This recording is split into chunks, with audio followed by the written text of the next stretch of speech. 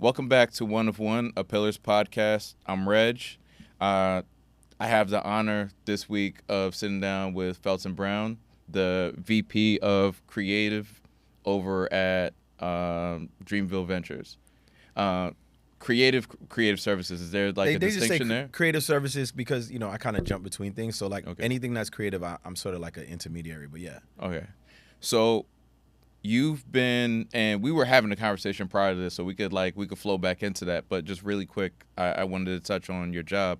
So creative services, you pretty much have your hands on everything that's happening in Dreamville in terms of creative direction, aesthetic, album covers, that sort of thing. yeah. So pretty much, I've been working there for several years, and I'm the in between. Dreamville is a pretty nice size indie. We have a bunch of different artists who have their own respective like creatives.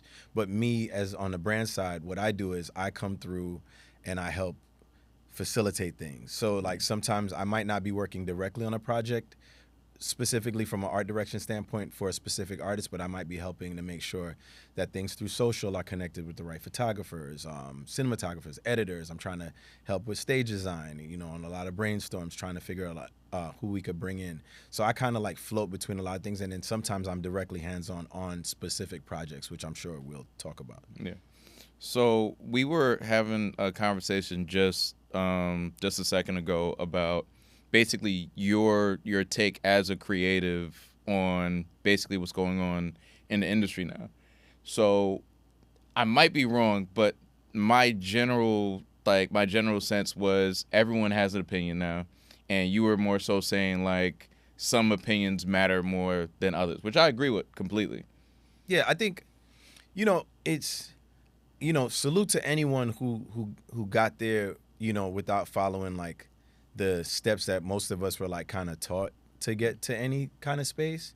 I skipped some of those myself at points in my career by making pivots and parallels by just being like really scrappy. But like I think the genie's out the bottle now and Pandora's box is open where people have an idea and they're able to get it out to the world or into rooms without it being vetted in certain ways. And the problem with the vetting process for a lot of people and the disdain that got built up is that they might have had something good and then someone who blocked them or stopped them had their own intentions instead of the true intentions of what these ladders were like initially meant for in the truest or like most positive way, right?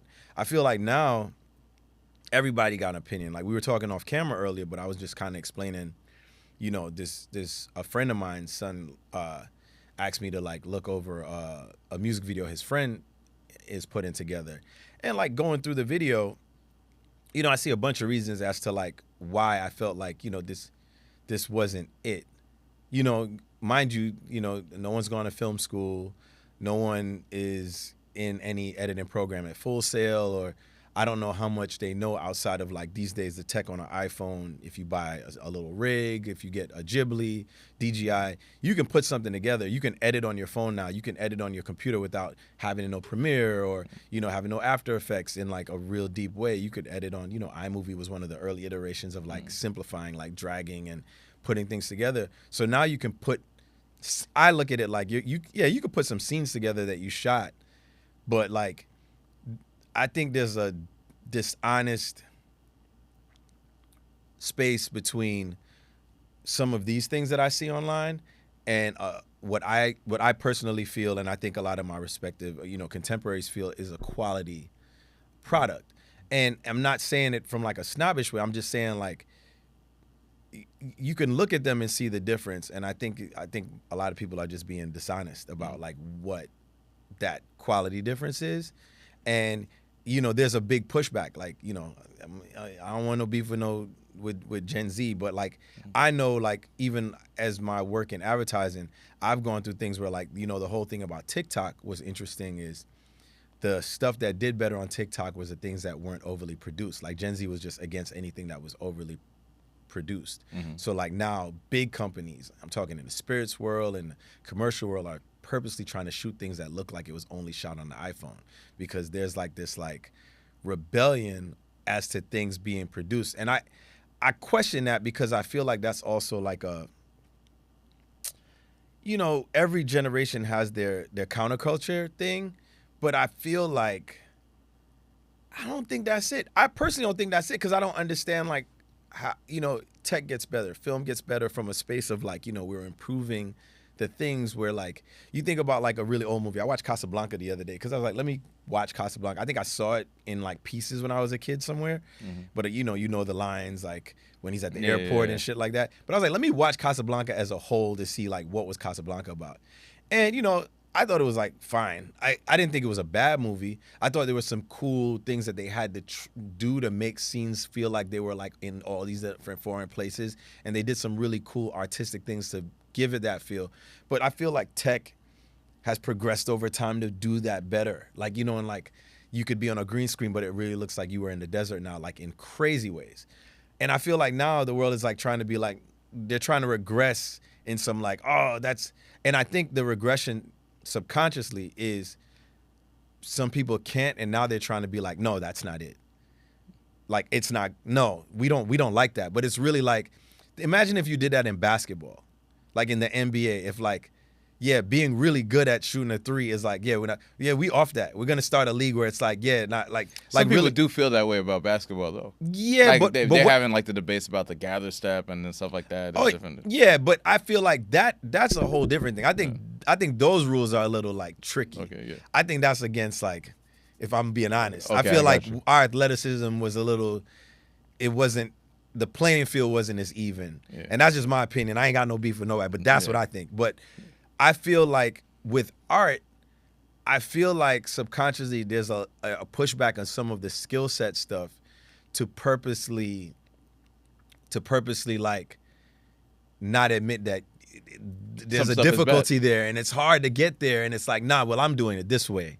And it's like, yeah, maybe you didn't want to like go through the steps because you felt like it might be real difficult. So now you kind of regress yourself, and then like that's the thing you're gonna own. And I don't fuck with that. And I don't think that, and I don't say that from a place of being like I'm the best, because I collaborate a lot. The things that I can't do, I try to go for the best people to collaborate with and learn from, and then try to build something better together, you know? And I feel like there's a regression period now where it's like, even to me in the music, there's a lot of talent that I feel like, you know, I could be aging myself by saying this, but it's like I feel like, you know, you wouldn't have got through because the good and bad of the gatekeeping probably would have kept you out. But how many artists have we seen come and go? You know, how many TV shows have we seen come and go? How many platforms have we seen come and go? You know, like, it's like, I mean, you have creative decisions that on some level now are made by consensus, but I think a lot of it is the fallout of like that participation trophy culture where it's like people can't handle, nah, that's not good. Like now we're in the space of like, well, everything has merit, and I'm not completely opposed to that, but at the same time, I'll be like, some shit is bad. Like we could just say like, nah, that's not good. I understand some people might like it, but like from at least some level of education or whatever, there's a reason people go to art school. I understand that you have Basquiat, and traditionally that might be off, but there are reasons people could see that and be like, that's good, or it speaks to me or whatever, versus some guy just throwing a bunch of paint on a canvas or something like that. When you look at, I think it originally started, if you look at originally when, I remember when artists like Chief Keef came out and people were like, this is raw, it feels honest, even though it's like really like low quality, but you could see the talent there. I think what's missing from my point of view is just a respect, because things come too easy now. You had to earn, like, yo, if I'm at the studio, I have to pay for studio time. I have to make it good. Like, I have to get good enough before I even get in the booth, because, like, I'm spending money. Now it's like I could just do stuff. I could just throw stuff online. Then AI made it worse. I had a conversation with a friend the other day, and he was like, oh, I could do that now. That's really easy because, like, AI makes it easy. It's like, this is a tool. It's not there to replace work or talent, but that's what it is now. People are like, oh, I don't have to work hard anymore. I could just, like Ozempic, like I don't have to work out. Like I could just take a shot and I'm good. Yeah, the level of entry on both sides to me is where a lot of our problems lie. So the level of entry by the tech has made it like things that should be like, you know, drawing board shit that you're on the cutting room floor that you're working out is able to get to the world. And it's fine that it gets to the world in a degree of like, you know, I want to share something with you. Final product, maybe not. And it's funny, like you brought up Chief Keef. Like I remember when I first heard Sosa. I thought Sosa was dope. Yes, fire. Right? Sosa for me, like I don't listen to a lot of Chief Keef, but you know, the melodicness of Sosa, the hook, the way he's flowing on it, I could look at that and be like, that's his like for me, that's his magnum opus, like such a dope record all around. It has musicality to it, right? I could also say like there's other stuff from that I don't really, you know, listen to from him, you know what I mean? But like I could see that and be like, damn, that's it. But like through the process of gatekeeping and through the process of working through a product, that's how you get music from back in the day where like somebody like Anita Baker will make the rap trend. It's like what, like 8-9 songs? Yeah. How many songs did we not hear? Like honestly speaking, you know, like how many songs from Luther Vandross did we not hear that, you know, when people pass now, they do these like, here's these other things that now we'll probably respect it more. But like when they were trying to get everyone's attention to drop a project, they were like out of everything. Like I sit around artists all the time. I know Jid has hundreds of records. I know Cole has hundreds of records. Boss has hundreds of records. Kaz has hundreds of records. Earth Gang, hundreds of records. Ari, hundreds of records. And they're like, no, we're going to like choose these records to put out. But now with the level of entry, it's like now we're in a game now where they're saying like the industry is encouraging you to put up records all the time. And I'm like, yo, like that's just the only thing that's serving unsatisfied consumer base that doesn't know how to value you, and that's serving the machine that's the DSP. It don't really serve the artist because one, and then number two, the level of entry conversation. I remember I had a homie one time, we were having a conversation, a debate about like supporting artists, and I was like, yo, like we don't support artists the same, and it came from a place of like talking about like he told me he pays for Spotify, and I was like, yo, bro, I buy concert tickets, I buy albums, I buy merch, I buy this, I buy that. I'm always paying like saying $9.99 to get the entire universe of music and from the first song to like whatever is to come. As well. You can't say that you're supporting it because like it's like giving a like on Instagram. You know what I'm saying? It's like what is that other than like I think it's like we're doing these empty ways of supporting things, and then now we don't really know how to tell which thing has real value. It's why like an artist will have like 1 million followers online and hundreds of likes, and then they try to drop something, and then the numbers don't add up. Can't sell out a show. You know what I'm saying? I feel like you work your product long enough, you test it, you do you do all your testing, and it gets to a point where you actually know that this thing actually makes sense. And you know, people will hate that because they'll be like, what about the people that have really, really great things and they can't get a shot? I was like, yo, look, I know a lot of people who are like great creatives. I went to high school for art. I worked in advertising. I worked in different places, and there's so many people that I admire. That you know, there's also the other side of the game where you got to network and people got to like you to kind of get through these doors to get in, and it's like that's the fucked up part of the system where like, you know, it's not just being able to be good. It's like, oh, it's the finesse that you have to partner with that and marry that together to get you. I mean, that's life though. You can't like avoid that completely. But this is where the rebellion of all these things I think is coming from. I think there's the sour grapes of all of that, and now it's like open the doors. Fuck it. We're all gonna go through, and whatever happens, and like I feel like that's where we are. Like, bro, like I can't even watch a TV show now without. We were talking about that, but like, yo, do you rest in peace, Combat Jack? You remember a show called American Gods? Yeah. First season was incredible. Fire. Fire. Incredible first season. Yeah. And then what happened? Same thing you said. Yeah. It did so well. Corporate came in. My man Ben Amin, who also worked on Combat Jack Show, dope DJ. Shout out Ben Amin. He was writing over there. And then when the corporate came over, they came up and upended everything. They fired Orlando Jones, who has that memorable Crazy scene. monologue. You know what I'm saying? And they came in and destroyed it. But like, I think artists are even doing that to themselves, bro. I'm too close to it. Like, you know, Jay-Z has a line from this song from Blueprint. Is it 3? Where he says, it's a song with Sean Paul, where he said, like, my office, because they're too involved with the flow. Because anytime I big up Cole, it's like I work with him, and I understand that. But the song Lonely at the top is, and even just where he is in his journey, like, I've seen it, like, he doesn't really have to challenge himself anymore. There's a place where he could coast.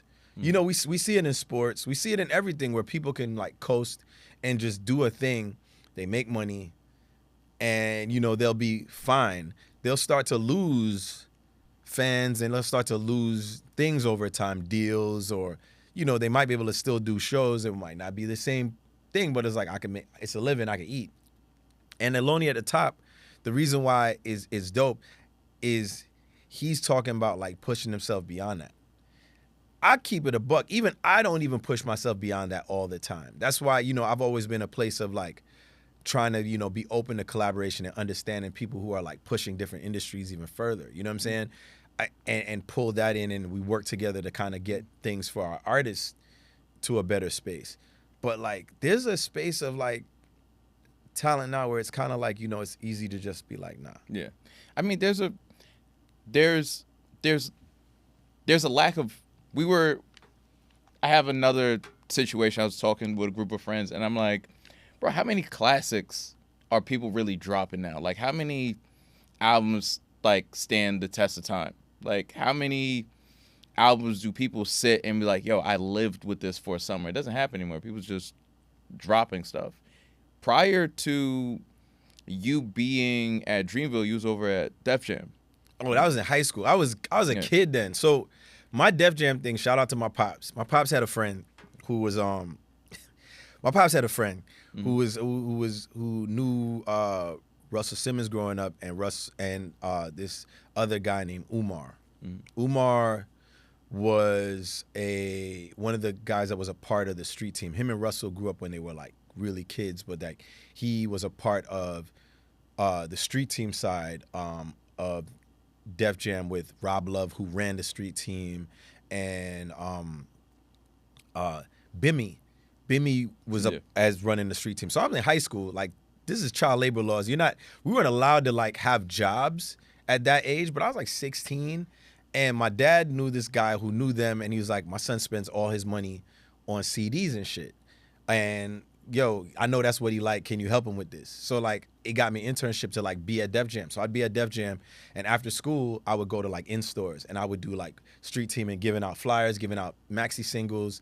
Maxi singles, y'all, is like a CD with, like, 5 songs promoting an album. So that's how we used to, like, distribute. And, like, going on the West Side Highway with posters and clipping them. You know, back in it, like, it's not commonplace to see them as much now. You see them still on, like, construction sites. You see the wheat pasting, but, like, they used to be posters stapled together to wrap a pole, and that was, like, normal around cities all across America. But I would do it in New York at Def Jam. And I did that through my junior year and high school year and a year after that. So about 3 years, and I would do that every day, but I was also going to high school for art because I wanted to be a comic book artist. And I would be like, damn, I want to be in the music industry. I remember I was like, damn, this is it. Like, I spent all my money there. I had every Source magazine, every Vibe magazine, Blaze, XXL. I would just, anything that had to do with hip hop, I would cut school to go to in-stores to get my CDs autographed. I'm a child of hip hop. I spent all my money. I would not eat lunch to consume this thing. And being in that building at 160 Varick and then eventually going up to 825 8th Avenue, I was like, I want to do something in this place. I didn't make music. I wanted to do something. I thought I'd become an A&R because the A&R thing at the time felt like if you had a good ear, you would understand like, oh, I need to connect this producer with this person. I'm doing all the paperwork to get that through. I'm like, oh, that might be a thing. And I was meeting all the people in the office back in that day. Shout out to Jennifer Hirsch. She's like one of my favorite people. I knew her from like back then, and I still know her to this day. But they put something in me where I started to realize like I want to be close to this thing. And during that time, I got to meet Say Adams, who is a mentor of mine throughout my entire journey. You know, Say, upon about to graduate high school, he was asking me like, what you want to do with the rest of your life? And I was like, what you gonna do for college? And I was like, I don't really know. You know, I kind of want to stay around here and go to like, I want to go to, you know, I want to be in Def Jam. I want to work in music. And he's like, don't you go to art and design, right? I was like, yeah. And he was like, why are you gonna do art? And in my head at the time, I was like off the comic shit. Mm-hmm. So like I was kind of like being like, nah, I don't think I want to do that. And he's looking at me very stupid because I used to be in his office all the time, and I would see rough album art for like DMX, Flesh of My Blood, Foxy Brown, Cormega Testament album that never came out. I have those posters somewhere in my mom's house. And I would see like drafts and all these photos, like tons of photos Jonathan Mannion had for like DMX in the Blood Bathtub. And he had like a whole team. Here's this black dude that dressed like, you know, in kicks and his hat and t-shirt and shorts, not corporate at all. And he's running a team of like, I remember it was like Kyle. I remember a guy named Darius. There was like six or seven, forgive me, I'm not sure, 6 or 7 different art directors. Now, mind you, I still didn't connect the dots that this was for me. I went to a fucking art school, but we were learning like color theory, art history, illustration, because that was the only thing they taught me in school. Photography, these are the things. But it still wasn't crystallizing like, yo, bro, like, you know. Connected to that. But he looked at me like, what the fuck? Like, bro, you went to art high school? He's like, yo, he had this poster that I guess at the time, it was like, this was like 99, early 99, and it was like a poster he made celebrating a specific amount of our album covers that they did in the drawing board from like 1989 to 1999. And I never forgot it. He had it in his office, and he was like, yo, you see all these? He's like, we did this. I did this. He's like, yeah, go to school and do that. Like, really, like, ignoring me. Like, what the fuck you talking about? Like, you fucking starting at art high school and, like, just throwing that away. Yeah, you want to work in hip-hop? Go do that. And that's what made me go to college to learn graphic design, because he was just kind of like, yo, go figure out graphic design, and, you know, one way or another, you'll make it back into this space. And so I went to school for that, and then I was learning, like, graphic design. And now the fucking...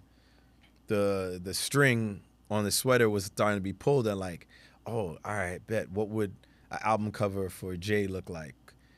What would Shine's album cover, his debut album cover, look like? So I started, like, while in school, I started like taking my magazines, went and bought a scanner. My cousin helped. I was working like, I think I was working.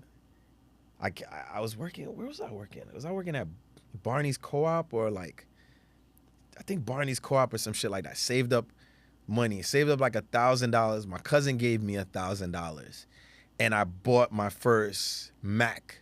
I bought you remember the iMac with the bubble shape at the bottom, and it had that screen that spun around? Yeah. Shit was like $2,000 and change. Like, back in the day, I bought this with the Super Drive, bought a scanner, went to Chinatown, bought a bootleg copy of Photoshop, the early Photoshop. Like, there was no Creative Suite. It was Photoshop. Yeah. Started taking my magazines and scanning. And between school and, like, scanning, I was starting to, like, learn doing these very bad album covers. Like, very bad magazine editorials. And I was like, oh, shit, like, this is the place. This is starting to be, like, what I want to do. And coming home, graduating, and coming home, I started... me and my homie got right to work trying to start a company. We thought ourselves people to start a company. And, you know, this is one of the things that makes me sad about, like, a lot of people coming up independently, it's like, you know, we don't have, like, you know, I didn't have like a grandfather or grandmother that died and then I got like some life insurance policy. Yeah, you got to get it out of the mud. Bro, out the mud is like whatever dollar we made was a dollar that went back into the business. So it was like a lot of very hard trying and failing and doing some things successfully, but trying and failing over and over and over and over and over and over. And I had to do whatever to like get some money. Like I was doing PA work for music videos a lot because some of my mentors were like some of the biggest directors at the time. Director X, who at that time was known as Little X, was a huge mentor of mine. I was, you know, he gave me a lot of my first breaks. Me and my boy that started that company, we built all his early websites. I'm talking early like Flash websites that had like, there was no place online that you would go see a bunch of beautiful music videos like at the time, whatever high quality was then. And it was like you go through this dude's whole journey as a director. And he had his own like visual layout direction and we designed this really beautiful website. And doing that also with Benny Boom and working with Justin Francis when he was a part of the Saline Project. This dude shot Hate It and Love It for 50, Toy Soldiers for Eminem. We got to be around these people like, but we're trying to find our bones. Bro, we had an office on 18 between 5th and 6th that was like a WeWork space. In there was X's office, Benny Boom's office, Justin's office. Melissa Ford had a modeling agency there. So we got to be very close to the industry. And then we were like this upstart trying to be like, yo, we do album covers, we do websites. You try to do it like hustling every day in the city, going to like, they had a lot of events back in the day. You talk about blog era, there was a lot of places you could go and like a lot of independent artists that was trying to get their tapes out were just showing up to these like, what would you call them? Like meetups. Yeah, showcases. Not even like, and some of them weren't even performance showcases. I'm talking like DJ Vlad would be out there giving out Vlad and Pale of the Butcher CDs. Like everybody's like, we in these rooms trying to network, you know what I'm saying? Because the industry then, the internet, I call that like early internet. So the internet wasn't social media. There were websites, you know, All Hip Hop was a startup. SOHH was a startup. There was a lot of blogs that were self-starting. You know, Narite was like the king of the town. You know, they kind of like Narite and like, you know, the New Music Cartel, they like ran the internet because the MTV and like BET were like media, but like the grassroots thing that was happening wasn't controlled by them. Yeah. It was controlled by this kind of like, you would call it, it was kind of like it's not pirate, but it was like this other world. Cause like .coms, sort of all these different .coms, there was no way to like, that they were all connected. So it's like, you would just have to know. So there was a lot of that. And like, you know, we did like early work for like Saigon. We did a bunch of like early work trying to just get our bones. So was there any moment or was there any takeaway specifically from Def Jam that you carried over? Because so if I'm correct, the timeline is you're at Def Jam, your mentor encouraged you to go to college. After college, you had your startup, and then sometime after that, you transitioned into Dreamville. Was there a moment at Def Jam that you connected with? Or Bro, the coolest thing about Def Jam at the time, and it's a thing that I don't think exists at most labels anymore, like you gotta understand, me being 16, it was the first time I got to go in a building and saw people dress the fuck down. And like, bro, everything that I cared about was happening in that building. Everything I cared about was happening in that building. I used to see, rest in peace, Irv Gotti. I used to see Irv Gotti walk the hallways, Black Murderer t-shirt, Cuban link, Jesus Peace, gold Rolex. And this dude is telling everybody in the office what's gonna happen, what's happening. Leo Cohen is like young at the time. But everybody was like, it just looked like really young people in control of their destinies. Like that's what I remember crystallizing for me. It was like everybody had like Def Jam. The coolest thing about Def Jam was, and I don't think it'll ever happen again, Def Jam had a bunch of independent labels. Like now we know that by we look at stickers. Like you'll see a company and it is a bunch of subsidiaries. But I saw in a building all these different like vibes. You know, like Murder Inc. had their own vibe. Rockefeller had their own vibe. Def Jam had their own stuff with like Meth, Redman, and everybody was like these young people in their like mid-20s, going to late 20s, like trying to figure out how to get the most real estate for whatever they were working on. And I saw it. I remember before Ludacris was Ludacris, I remember Shaka Zulu was at Def Jam and Luda was his thing that he was working on. But he was doing like, I think he had a business partner and they ran like all of the college radio shit for Def Jam.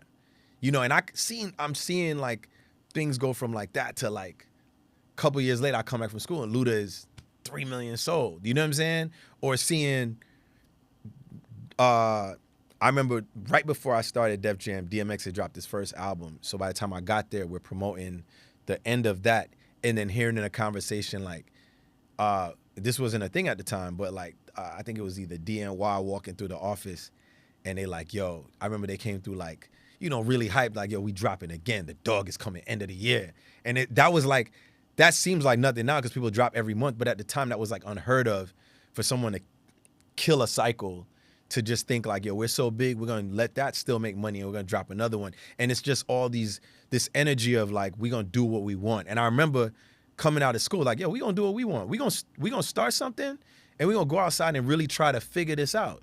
Because, you know, it seemed possible because and go back to now I'm sounding like a hypocrite with the gatekeeping because I saw like, yo, there's a way to like disrupt that.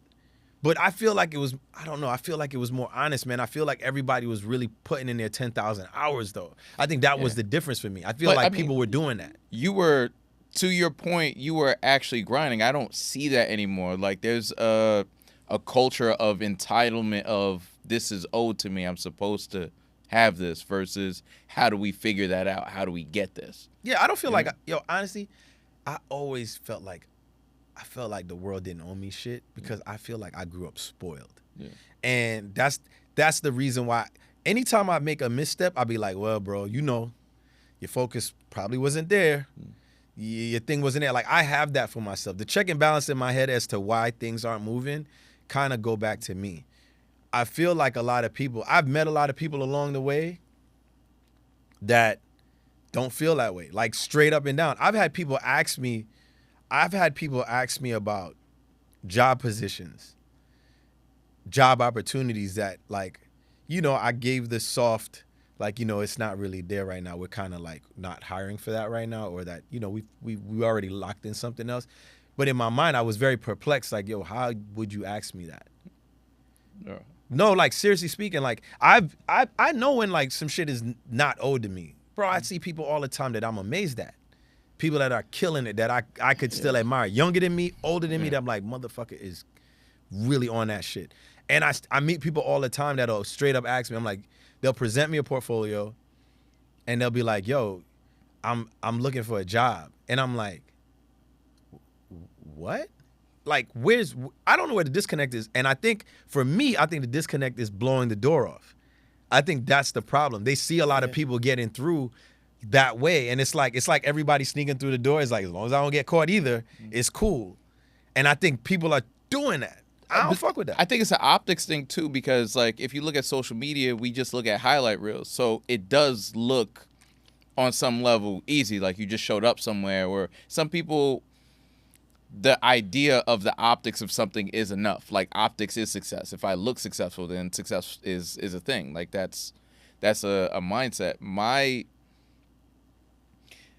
There'll be a guy that walk up to me and be like, yo, I just started a podcast. Like, how do I get sponsors? I'm like, oh, how many episodes do you have? I was like, oh, like I didn't even shoot anything yet, but like, how do I get the spot? Are you, like, what are they paying for? Because somebody else probably and then it's like, so why don't you produce it? But yeah, I was just trying to figure out how to get the money. So you won't put money up for your shit, but somebody else is supposed to. You don't believe enough in it to invest your own money, but somehow it's going to be value somewhere else. Or the mindset of not I have to create value, but, well, you got money. I need money. Give me money. Yeah, I always used to always feel a way about people getting upset because their friends don't support them. Like dead ass. I used to sit in my attic and just make album covers for myself. Like, seriously speaking. Like, if you can't do it, Like that goes back to music for me. I feel like there's a lot of people making music that if they couldn't, if there was no incentive to make money, they wouldn't make music, right? Mm. I love doing the art even when it wasn't like that. You know what I'm saying? Like for me, like I made PardonMeDuke.com, which is how I met Cole, because I was doing my web design, doing my office work with my homies, running our business, trying to do album covers.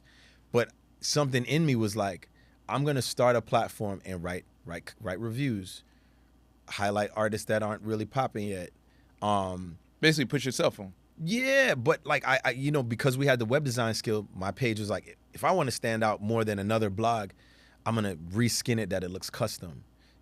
From the MySpace mentality of like differentiating and making it better and making it cleaner and not making it look as lazy, because I'm trying to stand out. And those things, I wasn't getting no bread doing that, but I did it for myself, and then it paid back in a different way, spiritually and through journeys. Yeah.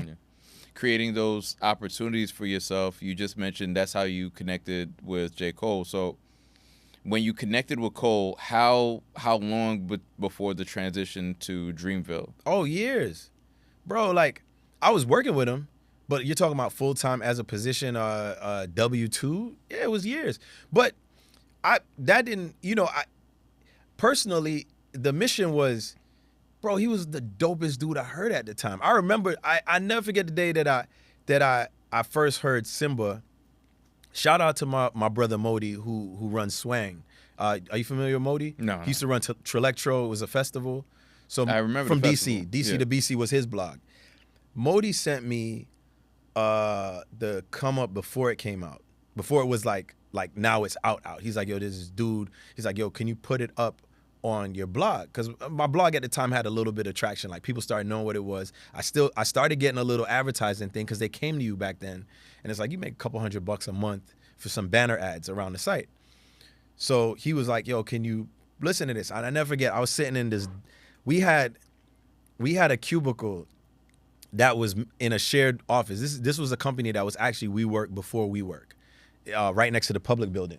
And we had a cubicle that technically is supposed to fit 2 people, and 4 of us worked in there because we didn't have money like that. All the money went back into the business.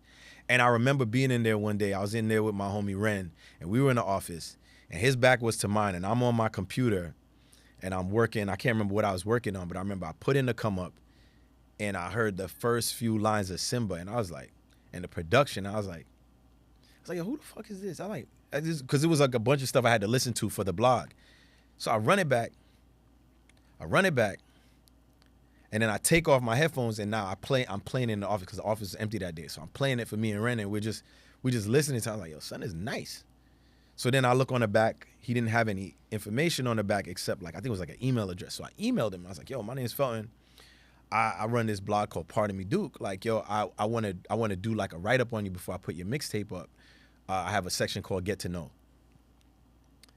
Like maybe a day later, he hits me back like, yo, what up? Because apparently, he used to be at those events, but we never met each other at some of these events. But he was familiar with my blog, and that's how we first connected. Now I'll speed through that. We met then, but what I would do for him, like one, I champion him on my platforms, but I also would any like technical savvy questions like, yo, I want to get our first website up, Dreamville. I help build that for them. Banner ads, I help build that for them. At the same time I'm doing this, I closed my office on Astor Place because it was just, yo, bro, the money was going into business. Like I said, I ain't had no grandfather with no bread, so we had to close that down. I'm back home doing my office, and then eventually get some money, open an office downtown Brooklyn. It's funny, my whole trajectory at that time was like I had an office on 18th Street between 5th and 6th. I moved more south to right next to the public building. Then I got kicked out of Manhattan, moved to Brooklyn. But like that journey didn't stop me as a creative. I just kept creating. And then I closed that office. I'm still working with Cole this entire time, helping him with stuff like singles. I think we did Vilmatic artwork. We did The Cure, like anything that he needed. I wasn't fully his design team because, he had people prior to me. He had Alex Haldy, who's super dope. He has a company called Say Uncle. But like I was always working with Cole, and then we just both had like a really dire love for hip hop. Like our conversation was always just debating on some homie shit. I'd go hang out with him at like studios, or like we'd go to events. We just became friends. And I ended up transitioning to advertising. Shout out my friends Calvin and Shamel. We all had that office in Brooklyn together. They were going to Pratt. They transitioned into advertising, and I was like, fuck, man, I don't know what to do with this bread, man. I was like, I got this degree. Like, I'm about to go get a city job. Smart enough, I could get some office job in the city, whether it's MTA, some government job. I gotta take care of myself. I still will do this, but like I was at a crossroads in my mind creatively, because I'm like, I know I have the talent, but it's just, you know, I'm circling the drain. You ever seen that thing where that dude had the horse head on, and he, like, this is where it was happening for me. And I ended up pivoting into advertising. I freelanced around, ended up freelancing at a few agencies, and then I got hired in advertising. Like, got myself a fucking lifeline. That lifeline made me still be able to like, yo, I still got this love over here. I'm gonna keep doing this, but I'm doing this at the same time. So around this time, I'm working at one of the first agencies I'm at, and Cole is in college. I'm at work, privacy screen, designing artwork for Cole. I'm leaving work at 7 p.m., going to hang out with Cole at whatever studio, KMA at the time, Quad, till 2, 3 in the morning, Alito Records, that was Mark Ronson's studio, till like 3, 4 in the morning, and I get home, shower, sleep for 2 hours, I'm going back to work because I love hip hop. Because I love hip hop. So transitioning into Dreamville, like, you know, as we look at it, has this sort of, this vibe, this aesthetic. Like, where are your fingerprints in that? Like, how did you shape that overall vision of what we know as Dreamville now? Like, you know, when we're looking at album covers, when we're looking at the festival. Well, for me, the first thing was like social. Like when I got there, it was like, yo, get the social popping. And it was just like me all day. I treated the social like I treated my own personal Twitter at the time. So it was like responding to people, following all these pages. It's a lot of content. Every artist, yo, give me stuff to always put up. Let's feed the beast. You know, so we grew up from like, I think 130,000 to like 1 million in like, I think like a year and change. And that was just like, you know, figuring out the algorithm at the time. Outside of that, it was doing, you know, around that time, you know, working on art direction for Forest Hills Drive, For Your Eyes Only, KOD. That, like, the Cole thing is that, but you know, the other things was like Revenge, which is like, was like really near and dear to me, because like Revenge was kind of like, it wasn't artist based, and it was like figure out what Revenge universe looks like, and that was kind of like me just like in my head with like a few people, like connecting, you know, with my brother Nazca, who we've done like a bunch of dope work together, you know? So not to jump too far ahead, so you're over at Dreamville, you're over there, you're shaping creative. Cole is putting out these classic albums. Fast forward to last couple of years, right? I'm looking at Cole, like, to me, like, lyrically, just, I want to say last couple of years, he's probably had like the best features. Like I remember listening to what was he had the joint with Yachty, and The Recipe. Yeah, The Recipe, and I was just like, run that back. Like I was like, shout out to Yachty. I was just like, yo, run that. Like I played it the first time I heard it. I played it like 6-10 times in a row. Cole's in a place where, to your point, he could just be resting on his laurels. He could just kind of coast, and it seems like he's going even harder. Going into the whole situation with the whole the Fall-Off album, and then the whole Drake Kendrick situation. He said the Fall-Off was done a long time ago, and then after that situation, he kind of had to like take another look at it. What was that process like creatively? What was your role in that? Bro, so the Fall-Off, you know, man, Cole has so many records that, like, I distinctly remember being in the studio. we were in Electric Lady, and Cole played us the original Fall-Off. He's talked about it. And the original Fall-Off was like one disc, and it had to end with I think Lonely at the top.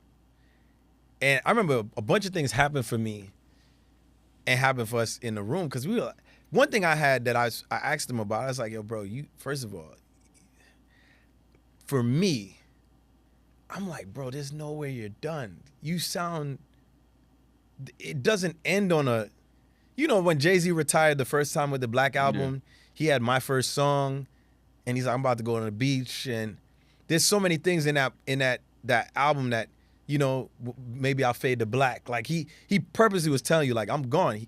Lo and behold, he didn't go away. Yeah. But like he had such a finality to how he kind of summed that album up. I looked at him, I was like, bro, there's no way you're done.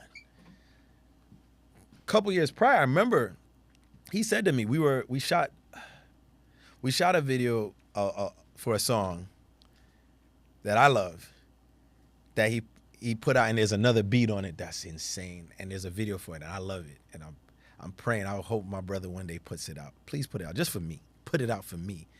And we were sitting in the Sprinter while we were shooting, and I asked him, I was like, are you done? And he was like, yo, man, what is more to say? And I remember looking in his eyes, and he felt very, like, it felt real. Fast forward when he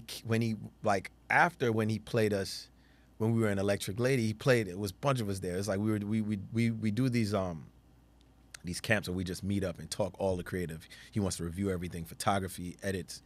And he plays us the album, and we're like, everybody in the room is asking, where's this other song? Like, we're all beefing, like, yo, son, like, where's this? Where's that? And we're all like, so we, it becomes like not an argument, but we're like, yo, bro, there's no way this is not a, bro, if you gonna go out, you need to let the clip. And he was like, yo, he's like, yo, me and E we thought about that. We was like, hell yeah. We're like, bro, there's no way this song isn't on there, or this song is on there. Like, because if you're leaving, because even internally for us, it's like, it's a question, like, and I understand what he's saying now, the way he's shaping it is like, his story arc, or like what these albums mean in things like, and a creator never stops creating, which made me happy that he said that. It doesn't mean that it's over, but it's like, he's probably in a different phase of it. But at the time, there was a time where it was like, no, it's kaput. That corner turn, and he went back and actually, like, he revisited a thought that I believe for myself when we were like beefing in that room, because we all had songs that we loved over, like, the years of playback, like that when in the single disc didn't exist. And I was like, yo, the world got to hear this. There's so many records from Cole that I know that the world has not heard, that I'm like, what are you planning on doing with those? I mean, or they're just going to sit in a vault somewhere? I feel like some of them probably will, because he did explain to me, like, some records, he could see like how some records never come out because after a certain amount of time, like maybe the production doesn't fit, the subject matter might be older. He found a better way to say it on another song. So I can understand that. But man, when I'm telling you these artists, bro, I heard, speaking of other artists, I heard Stick from JID maybe like 3 years before. I remember he texted to me. I was walking. It was cold as fuck.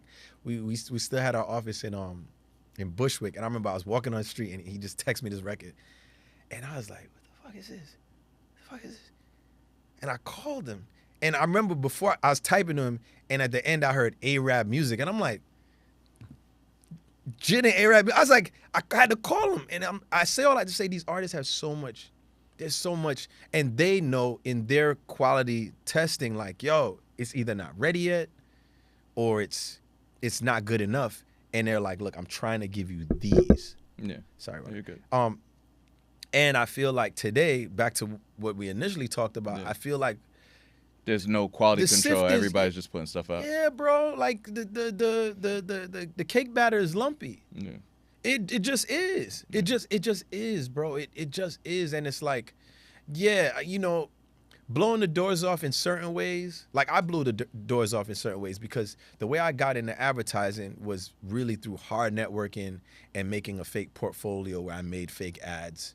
And I got a backdoor through people that were already in there. But I went to school I went to art school, and I put in the work to a degree enough that once I got to a space, the things that I didn't know, I'm like, yo, I gotta go do homework, like for real. Like, you know, there wasn't no like, I'm just gonna forget all these other things too, as if they're not important. I feel like now, yeah, bro, there's platforms that I turn on every day. There's a couple platforms I turn on and I see like a bunch of acts that I'm just like, damn, son, this shit is also betraying all these genres in ways by diluting the fuck out of the atmosphere that now corporations are saying there's no value to it because it's diluted by the door being blown off. And because we don't put value to it. It's just like everything is cheap. Like it used to be like you lived with an album, and now it's like you drop a project and they're like, yo, where's the next one? Yeah, bro. We promoting the fall-off, bro. Yeah. Y'all better buckle up. We're going to find ways to be interested about this for a while because it's that good. Churn through it. Get to know these songs. Like, really feel them. There might be a universe where somebody out there in the world loves the song so much that they find a way to creatively express to it, and we might partner with that to keep it going. Yeah. Like, because that is how valuable everything meant to me as a child. Like, bro, there's a reason why I bought a fucking Outkast statue that came out, you know, by my guy Scartoccio.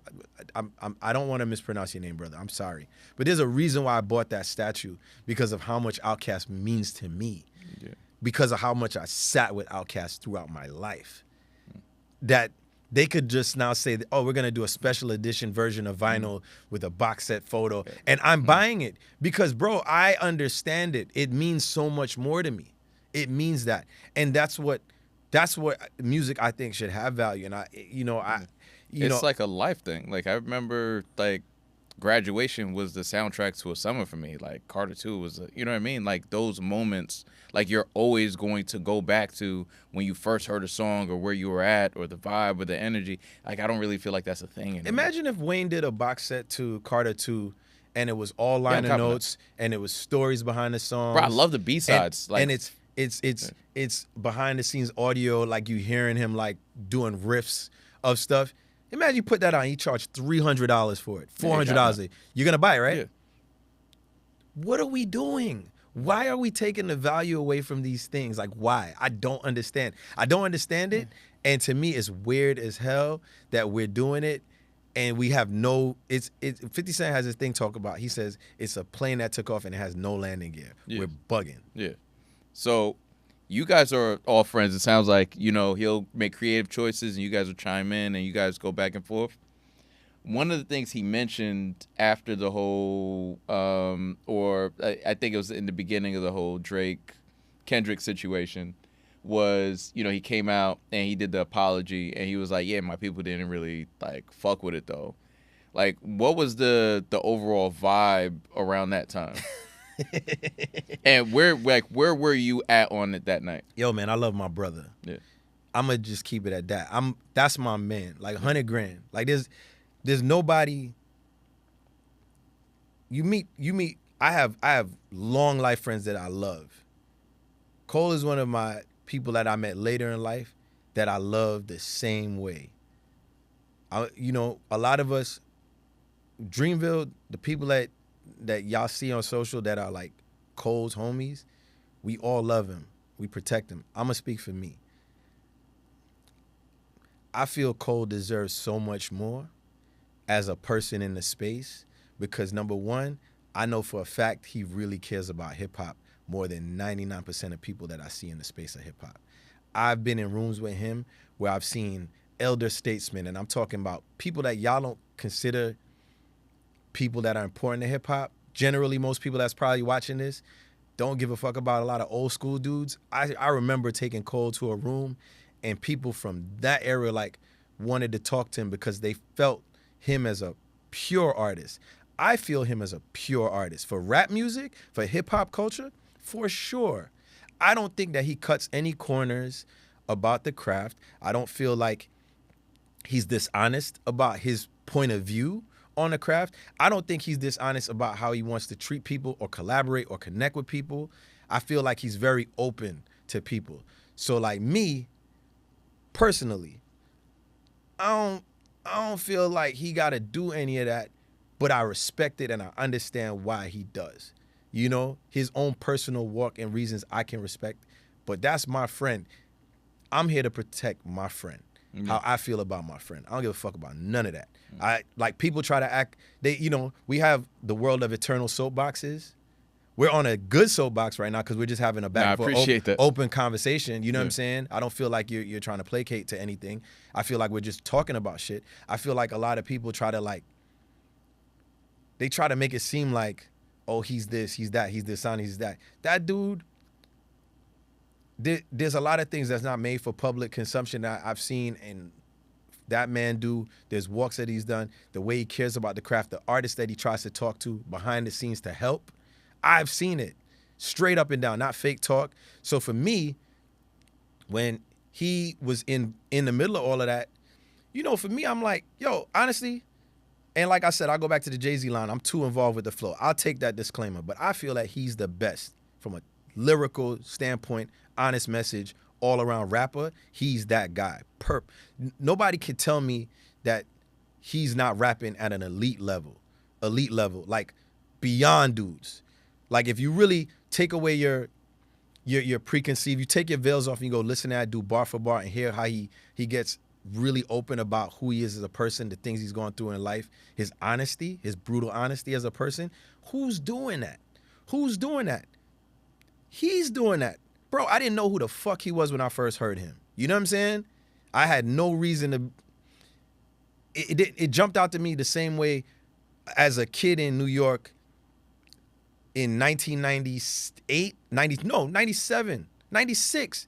I was listening to Suave House then when it was not a thing to listen at in New York. Like, I was listening to things that climate-wise is like, nah, that ain't it.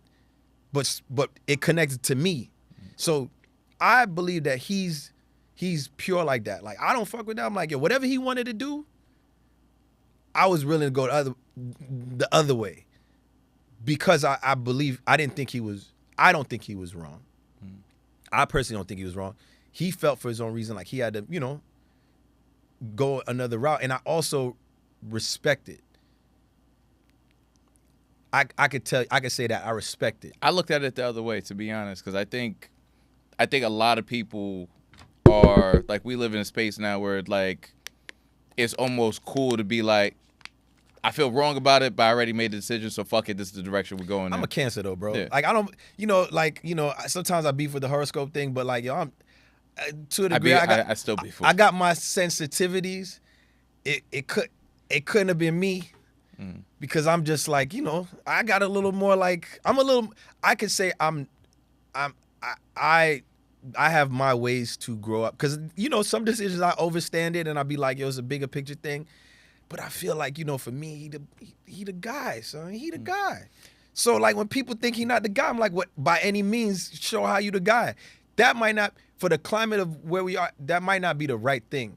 But, like, I come from an era where, like, you know, what I think about rap, like, I enjoyed some of that stuff. And some of that stuff is detrimental. So that's the problem. Yeah. You know, like. From my point of view, the way I looked at it was, I thought this was one thing, and I fucked with it when it was this, and I see it turn into something else, and I don't fuck with that. Oh, for sure. Yeah, because, you know, it's funny. Jay made a good point on that interview. Like, now it's like we have all these, like, we have this Cold War thing happening where it's like, outside of just a rhyme being good or a battle song being good, there's, like, all these other things going on. You have the soapboxes, you have the paid narratives, you have all this other stuff that kind of galvanizes around it that kind of, like, takes away from, like, us, like, turning on the radio and you hear a battle song here, or you go on a mixtape and you hear a song here, and then that's it. Yeah. So, like, now, even when things are better than others, now there's, like, implied things now in the space that kind of muddies everything. And even outside the battle, it just does it for everything now. Because there's a lot of bad music that's, like, narrative pushing that get huge platforms. Yeah. So now it's like, I don't know. For me, yo, my money's on him, son. I don't think there's no, for me, I've been saying on a record for years, I don't tweet as much as I used to. He's the MC. Yeah. I don't think none of them I love the energy over at Dreamville where it's just like that whole, like, one band, one sound kind of situation. You guys recently did the UMG deal. What's the state of Dreamville now? Like, what's, like... So what are things over there now? So right now it's like trying to figure out like everybody's projects, because now, you know, there's been asked for things that we've done before that we're trying to get together. Like all the artists are recording. Everyone's recording. Olu's working on a project. Ian got a dope ass project out right now. Kaz is working on music. Everyone's working on music. So like I say right now, what we've always done at Dreamville is like when artists are ready to drop, which is, you know, that's not normal in business. It's like, you know, you got a date, you got to get out on this date. It's like, nah, like really artists are recording. And then, you know, the only thing I could tell you right now is Jid's on tour. Everybody's in the studio individually. I'm going to meet Boss tomorrow. He's in New York. He flew in today. And, you know, everyone's working. Like right now, my eye is aimed on another project post rollout for the album that I'm working on. And that's like another big key to like keep interest going for the project and keep people talking about it. And then Cole has a very long tour this whole year. And, you know, we still have all our other verticals that people know. We're working on things. You know, we always keep things close till we put them out. Yeah. We try our best to, but like, bro, everybody's working. Nobody's not working. I'm looking forward to the project. I'm hyped. I'll be honest, it's probably the project I'm most excited about. Which one? The Fall-Off. Oh, yeah, man. Like, you know, man, I think, like, for me, I missed the era where you would enjoy an album for a very long time, because people are missing what makes people love albums forever, you know? You sit with an album, like, the most recent album that I love in the way I love, like, old albums is two come to mind right now, like, that came out in the last couple of years. Is like, I just rode the train listening Forever Story. I listen to Stars on that album all the time. Cleo Soul, I love her last project.